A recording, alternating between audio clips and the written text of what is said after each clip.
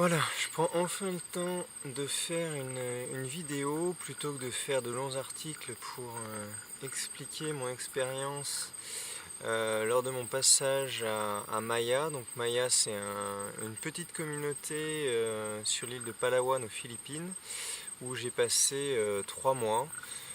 3 mois qui m'ont beaucoup transformé.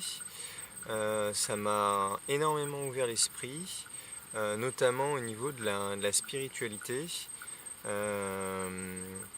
où donc je pratiquais déjà un peu la méditation, mais ça m'a fait approfondir cette pratique qui me permet de beaucoup calmer un peu le flux des pensées qui arrivent constamment à l'esprit. Et ça m'a aussi également permis de développer un peu plus ma sensibilité aux énergies qui nous entourent un peu partout dans le monde.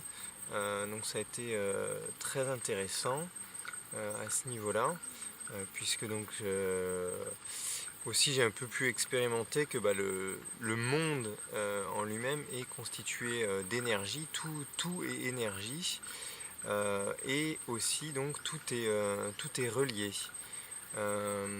Donc le fait que tout soit relié, ça veut dire que toutes les actions que nous faisons au quotidien ont une répercussion sur le monde.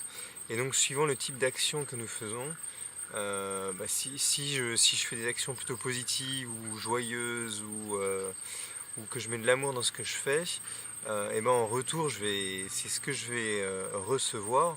Alors que si je suis plutôt triste, en colère, frustré, c'est également le retour que je vais avoir de, des événements dans le futur.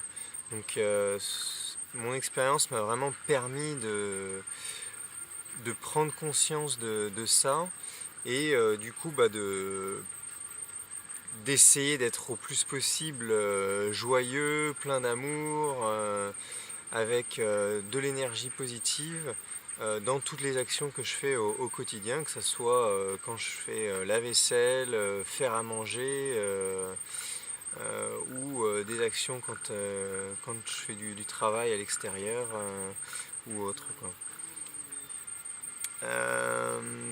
J'ai aussi pu découvrir un peu le lâcher prise, qui est vraiment pas évident, mais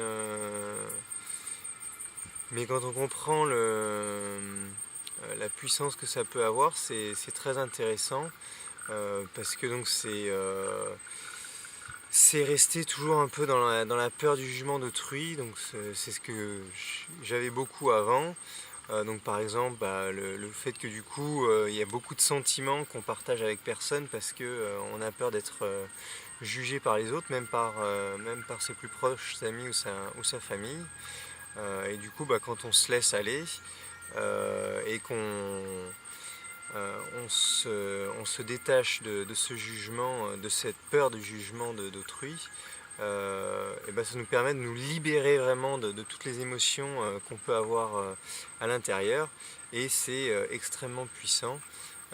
Ça permet vraiment de se libérer totalement de zones noires qu'on pouvait avoir. Euh, donc c'est vraiment quelque chose que je recommande.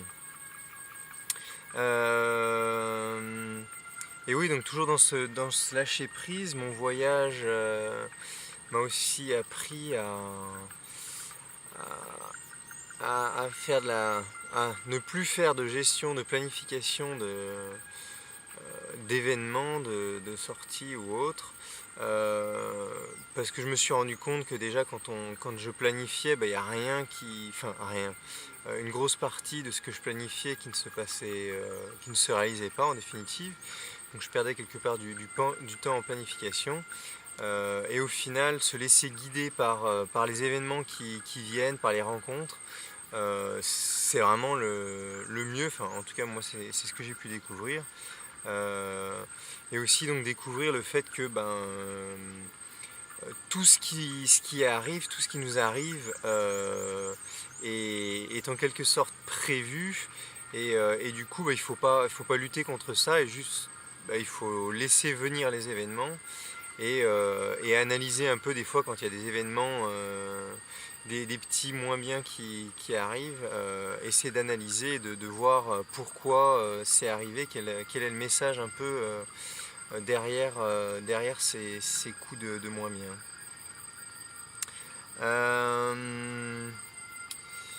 Voilà un peu, donc ouais, après ensuite aussi au niveau des émotions, donc j'ai découvert que partager ses émotions c'est bien, donc le meilleur des moyens c'est justement un dialogue avec une ou plusieurs autres personnes, avec un dialogue donc où les autres personnes écoutent vraiment à 100% ce qu'on a à dire, et ensuite en donnant un retour sans jugement, sans forcément trop donner de conseils, mais juste des fois en écoutant, ça permet de libérer énormément de choses. Euh, donc oui, ensuite j'ai un peu découvert que l'amour est partout, et que du coup si on veut aller vers un monde meilleur, il faut partager cet amour dans tout ce qu'on fait et avec tout le monde. Donc c'est ce que j'essaie de faire maintenant dans la vie de tous les jours. Même quand je fais la vaisselle ou le ménage, j'essaie de faire ces actions avec sourire et bonne humeur, et en mettant tout mon amour possible dans ces actions. Euh, et ensuite donc ouais, vis-à-vis de l'interaction avec les autres personnes, j'essaie aussi de supprimer totalement tout jugement, d'accepter les personnes telles qu'elles sont, parce que c'est pas moi qui vais vraiment les changer.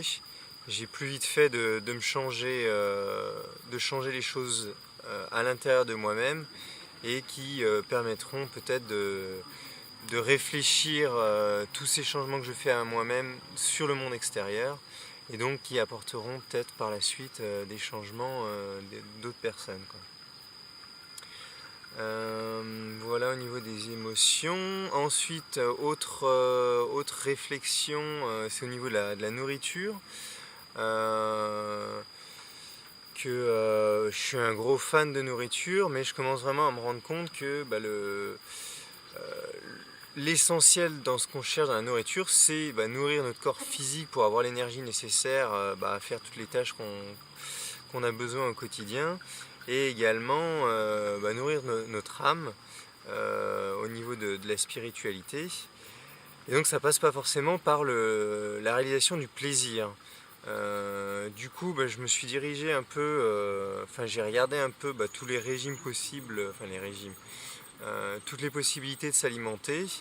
Et donc je me suis notamment tourné ces derniers mois vers le régime cru, et même à un moment constitué énormément de fruits, donc, et aussi sinon le régime vegan, donc sans produits animaux aucun.